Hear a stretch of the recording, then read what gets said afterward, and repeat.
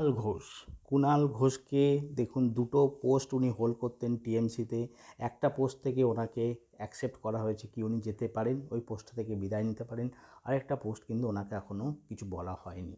কিন্তু এই যে টিএমসি থেকে কুণাল ঘোষকে বিতাড়িত করার একটা যে মোক্ষম উপায় একটা বার হয়েছিল, সেটা কোথাও না কোথাও উনি নিজেই কিন্তু এটাকে হোল্ড করে গেলেন।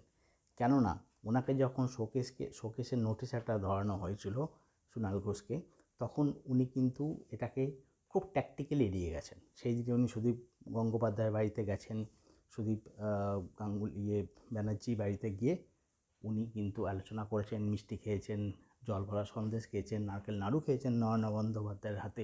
এসব করে কিন্তু উনি চিঠিতে কী উত্তর দিলেন সেটা কিন্তু কেউ জানি না আমরা। এবার কুণাল ঘোষের মুখের ভাষা, কুণাল ঘোষ যে এত বাজে বাজে কথা বলেন, কুণাল ঘোষের শারীরিক যে আপনি মুখভঙ্গি